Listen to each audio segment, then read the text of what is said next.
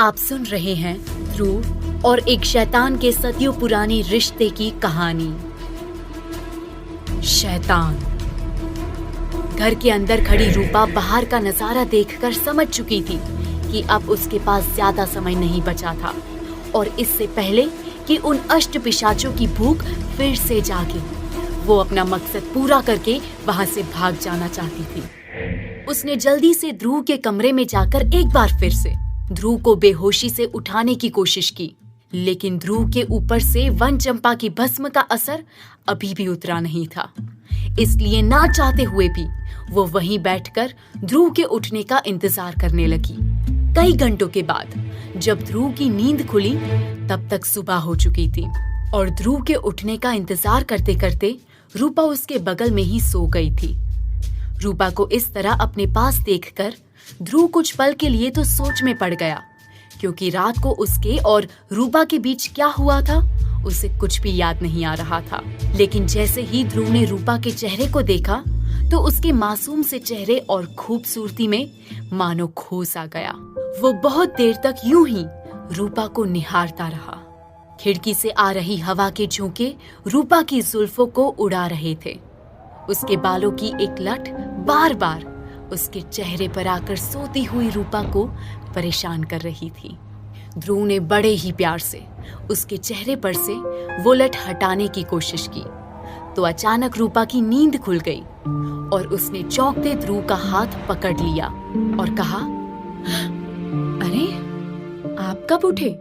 ध्रुव थोड़ा शर्मिंदा और थोड़ा शर्माते हुए बिस्तर से उठ खड़ा हुआ। उसने हड़बड़ाते हुए कहा, जी मैं तो बस वो मेरा मतलब है। ध्रुव की ऐसी हालत देखते ही रूपा समझ गई कि ध्रुव को कल रात के बारे में कुछ भी याद नहीं है और शायद वो ये समझ रहा था कि रूपा और उसके बीच रात में सब कुछ हो चुका है। रूपा की तो मुराद पूरी हो गई। उसने भी बड़ी ही नजाकत से शर्माते हुए हड़बड़ाने का नाटक किया और बोली, ओह मैं यहाँ आपके बिस्तर पर कल रात। इतना कहते ही रूपा ने अपना शर्माने का नाटक जारी रखते हुए दोनों हाथों से अपना चेहरा ढक लिया। ध्रुव पूरी तरह से रूपा के नाटक का हिस्सा बन चुका था। उसे सच में ऐसा लगने लगा कि ये सुबह उनके मिलन के बाद की पहली सुबह है। उसने बड़े प्यार से रूपा के हाथों को उसके चेहरे से हटाया और रूपा की आंखों में आंखें डालकर कहा, चांद को यूं छुपाया नहीं जाता। ध्रुव आगे कुछ कह पाता उससे पहले ही उसकी मोबाइल का अलार्म बजने लगा और ध्रुव का ध्यान भंग हो गया। उसने मोबाइल का अलार्म बंद करते हुए कहा, ओह 8 बज गए, मैं जल्दी से तैयार हो जाता हूँ, नहीं तो स्टेशन के लिए लेट हो जाऊंगा। इतना कहकर ध्रुव ने प्यार से रूपा के माथे पर एक किस किया और झट से उठकर बाथरूम में चला गया। रूपा के मन में आया कि वो उस मोबाइल को उठाकर खिड़की से बाहर फेंक दे, क्योंकि वो सिर्फ 24 घंटों के लिए ही अष्ट पिशाचों को घर के अंदर आने से रोक सकती थी, जिनमें से 6 घंटे पहले ही बीत चुके थे। अब उसे 18 घंटों में ही अपने मकसद को अंजाम देना था। वो किसी भी तरह से ध्रुव को ऑफिस जाने से रोकना चाहती थी, इसलिए कुछ देर वहीं बैठी इसके उपाय सोचने लगी। फिर अचानक उसके दिमाग में कुछ आया और वो जल्दी से कमरे से बाहर चली गई। ध्रुव नहाकर बाहर आया तो उसने देखा कि रूपा ने उसके कपड़े, रुमाल, पर्स, बैग सभी कुछ बाहर निकालकर ऐसे रख दिया था कि उसे किसी भी चीज को ढूंढने की जरूरत ना पड़े। एक पल के लिए ध्रुव के दिमाग में ख्याल आया मानो रूपा उसकी बीवी हो और वो मन ही मन मुस्कुराने लगा।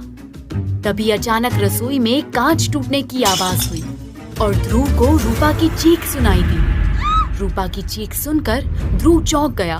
वो फौरन दौड़ता हुआ रसोई में दाखिल हुआ तो देखा कि कांच की एक बरनी जमीन पर टूटी पड़ी थी और उसी के बगल में रूपा फर्श पर बैठी रो रही थी। ध्रुव ने देखा कि टूटे हुए कांच का एक टुकड़ा रूपा के पैर में लगा हुआ था और उसके घाव से खून बह रहा था। उसने चौंकते हुए कहा, अरे ये सब कैसे? रूपा ने रोते हुए ही जवाब दिया। वो मैं आपके लिए नाश्ता बना रही थी और ये बरनी अचानक हाथ से फिसलकर टूट गई। साफ करने के चक्कर में ये इतना कहकर रूपा फिर से रोने लगी। ध्रुव ने जल्दी से रूपा को अपनी गोद में उठाया और हॉल में लाकर सोफे पर बिठा दिया। फिर दौड़कर अपने कमरे से फर्स्ट एड बॉक्स लाया और उसे टेबल पर रखते हुए रूपा से कहा, चिंता मत कीजिए, चोट ज्यादा गहरी नहीं है। मैं अब भी कांच को निकालकर ड्रेसिंग कर दूंगा, कुछ नहीं होगा। इतना कहते ही ध्रुव ने झटके से कांच का टुकड़ा रूपा के पैर से निकाल दिया और दर्द से चीखते हुए रूपा ने ध्रुव को कसकर गले लगा लिया। रूपा के स्पर्श से ध्रुव के शरीर में मानो एक बिजली सी दौड़ गई। उसने प्यार से रूपा को सांत्वना देना शुरू कर दिया और कब उसका ये सांत्वना देना दोनों के नजदीक आने का कारण बन गया, उसे पता ही नहीं चला।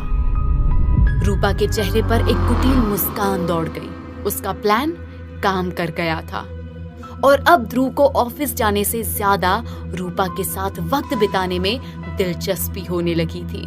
ध्रुव ने बड़े प्यार से रूपा की चोट को साफ करके उस पर पट्टी बांध दी और कहा, मेरे लिए इतनी तकलीफ उठाने की क्या जरूरत थी? अगर ज्यादा चोट लग जाती तो? रूपा ने भी उसी प्यार से जवाब देते हुए कहा, अगर लग जाती तो लग जाती।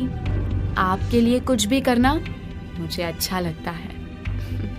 रूपा का जवाब सुनकर ध्रुव मन ही मन बहुत खुश हुआ और उसके चेहरे पर एक मुस्कुराहट फैल गई। उसने सहारा देकर रूपा को खड़ा करने की कोशिश की, लेकिन रूपा जानबूझकर गिरने का नाटक करने लगी और ध्रुव ने उसे अपनी बाहों में उठाया और अपने कमरे में ले जाकर बिस्तर पर बैठा दिया और उसके हाथ में एक पेन किलर और पानी का ग्लास थमाते हुए कहा, इसे ले लीजिए, थोड़ी देर में दर्द खत्म हो जाएगा। रूपा को दवाई देने के बाद ध्रुव उठकर जाने लगा तो रूपा ने उसका हाथ पकड़कर रोक लिया। ध्रुव, जो पहले ही रूपा के प्यार की गिरफ्त में पड़ चुका था, रूपा के इस तरह रोकने से फिसल सा गया और लौटकर रूपा के पास चला गया। सब कुछ रूपा के प्लान के हिसाब से ही चल रहा था। ध्रुव ने ऑफिस जाने का प्लान कैंसिल करके अपना सारा वक्त रूपा के नाम कर दिया था। रूपा और ध्रुव का मिलन होने ही वाला था कि अचानक से ध्रुव का मोबाइल फोन बजने लगा। ध्रुव ने मोबाइल फोन चेक किया तो उस पर गोपीनाथ का नाम फ्लैश हो रहा था। ध्रुव अचानक से चौंक गया क्योंकि पिछले 3 सालों में आज तक गोपीनाथ ने कभी ध्रुव को उसके पर्सनल मोबाइल पर कॉल नहीं किया था। इसीलिए ध्रुव ने झट से फोन उठाया तो गोपीनाथ ने कहा, मास्टर जी, ट्रैक पर एक एक्सीडेंट हो गया है, आप जल्द से जल्द रेलवे स्टेशन आ जाइए।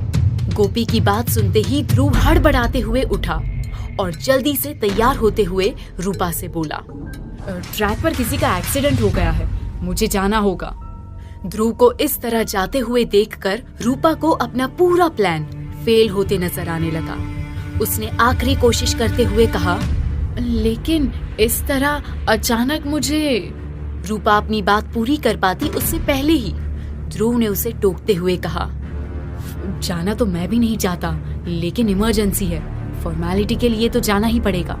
चिंता मत करो, मैं बस यूं गया और यूं आया।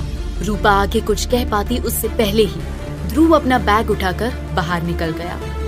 घर के बाहर जैसे ही ध्रुव अपना स्कूटर लेकर वहां से रवाना हुआ तो उसे जाता देखकर मंदिर में खड़ा एकनाथ जोर से ठहाका लगाकर हंसने लगा और बोला,